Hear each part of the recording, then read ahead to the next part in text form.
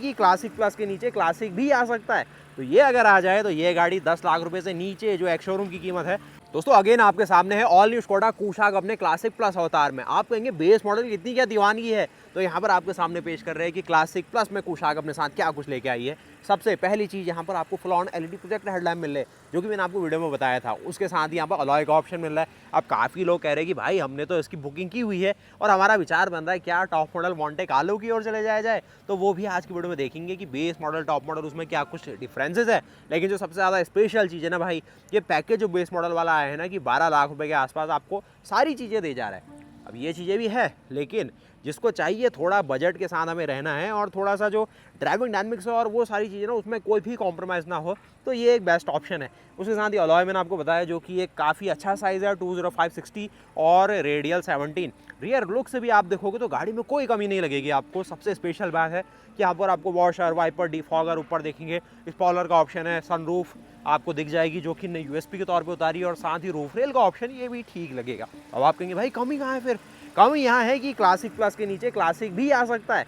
तो ये अगर आ जाए तो ये गाड़ी 10 लाख रुपए से नीचे जो एक्स शोरूम की कीमत है वहाँ पर भी गवर्न करेगी। और जो प्रीमियम कस्टमर ऐसी गाड़ी ले रहा है वो तो एंजॉय करेगा ही, लेकिन जो कस्टमर थोड़ा सा अभी काइलैग ही ले पा रहा है, थोड़ा सा बजट उसका एक लिमिटेड है, वो चाहे तो कुशाक जैसे बड़े साइज़ की गाड़ी को भी इंजॉय कर सकता है। तो वो रिक्वेस्ट है स्कोडा इंडिया से कि कुशाक के साथ क्लासिक को भी लाया जाए, जिससे थोड़ा सा और एक बजट ओरिएंटेड बायर है वो भी एक प्रीमियम कार चलाने का मौका ले पाए। बाकी ये आई आपके सामने स्कोडा की ऑल न्यू जो कुशाक है, बिल्कुल गज़ब। ये इसका टॉप मॉडल है, तो ये सारी चीज़ें आपको दिखेंगी भाई इसके साथ, बहुत ही गज़ब। तो आइए इस गाड़ी के अंदर चलते हैं, बाहर से आगे पीछे सारा बता दिया मैंने आपको। और अब क्विकली इस गाड़ी के इंटीरियर फ्रंट में आप देखो तो 7 इंच की स्क्रीन है, 7 इंच की स्क्रीन साइज छोटा नहीं कहूँगा, बहुत काम का है। सिर्फ जो रियर का कैमरा है वही नहीं है, लेकिन जो ऑटोमेटिक आपको एसी मिल रहा है वो आप देख लेंगे। उसके साथ ही 8 स्पीड का टॉर्क कन्वर्टर ऑटोमेटिक है वो आपको दिख जाएगा, और साथ ही साथ आपको जो आपको 6 स्पीड का मैनुअल का ऑप्शन 1.0 TSI के साथ वो भी दिख जाएगा। ये बेसिक फंक्शन में हार्ड टच है, यहाँ पर फैब्रिक दिख रहा है, ये कुछ आपको नॉर्मल ब्लैक में मिलेगा। 6 स्पीकर है, और ओवरऑल चाबी के तौर पे ऐसी गाड़ी अपने साथ चाबी लेके आती है, तो इसमें कोई दिक्कत नहीं है। अब यहाँ पर देखोगे स्पीडोमीटर भी बेसिक से आपको दिख जाएगा। ऊपर देखेंगे आपको सनरूफ दे रहे हैं भाई बेस मॉडल से, फैब्रिक की सीटें हैं, कुछ आपको हाइट एडजस्टेबल फंक्शन के साथ सीटें हैं, और कुछ डेड पेडल आपको दिखेगा। तो ओवरऑल ठीक सा मामला किया गया, कोई कमी पेशी बेस मॉडल के तौर पर भी नहीं कहेंगे।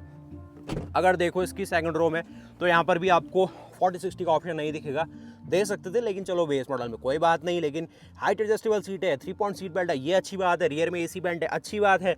और नीचे काफ़ी सही यूजेबल कैबिन स्पेस है, और ओवरऑल जो अपना पैकेज बनता है ना गाड़ी का, काफ़ी सही बन जाता है। और एक जल्दी से लुक ले लो इसके बूट स्पेस का, फिर उसके बाद कुछ और चीज़ें आपको दिखाया जाए तो यहाँ पर आप सारी चीज़ें देख लो बेस मॉडल के हिसाब से। तो आज की वीडियो ना एक क्विक लुक के साथ बनी है कि ये गाड़ी जब चल रही है, जा रही है, और जो गाड़ी को चलाने का मज़ा आ रहा है वो कैसा है। लेकिन जो बेस मॉडल का दीवानगी है, ये क्या चीज़ है वो आपके सामने रखी मैंने, तो क्या कुछ इसमें है।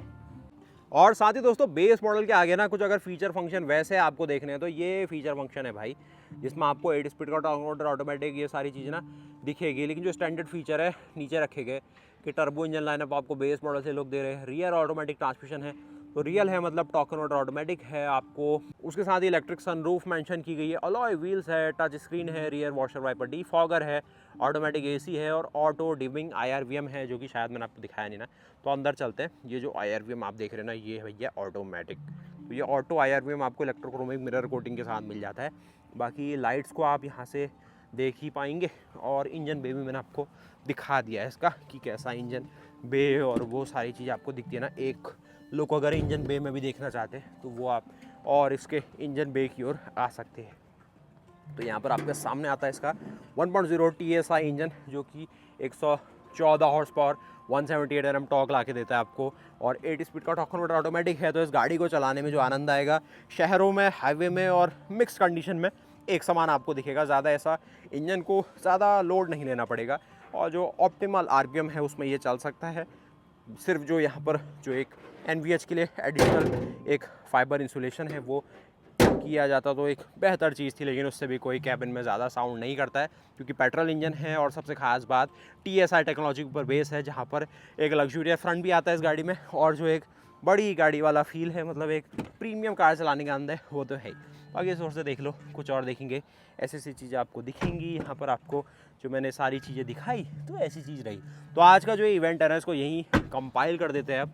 और बेस मॉडल लेने का विचार है और नहीं चाहते हो कि भाई 18-20 लाख रुपए हमारे खर्च हो, तो 12 लाख रुपए के आसपास भी आप इस गाड़ी के बेस मॉडल को लेके वहीं इंजॉयमेंट ले सकते हैं। क्योंकि एक TSI इंजन आप ले रहे हैं तो आपको ऐसा नहीं फील होगा कि यार कुछ हम मिस कर रहे हैं। 1000 सीसी का इंजन है, लेकिन फिर भी चलने में काफ़ी आनंद आता है। जो 8 स्पीड का नया गियरबॉक्स आया है उसको थोड़ा सा अपनी रिलायबिलिटी और वो चीज़ें प्रूव करने में टाइम ज़रूर लगेगा, वो मैं मानता हूँ। जितना जो इसका 6 स्पीड का टॉर्क ऑटोमेटिक रहा है, काफ़ी रिलायबल रहा है, लोगों को ये ऐसी दिक्कत उसने नहीं दी है।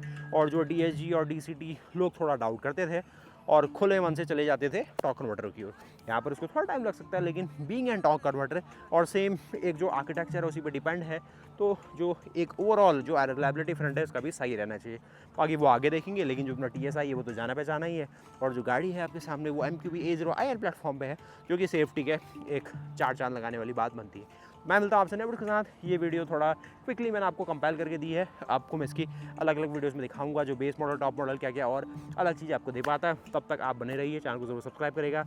मिलता हूँ आपसे नेक्स्ट के साथ, तब तक के लिए जय हिंद, जय भारत, वंदे मातरम, गुड बाय।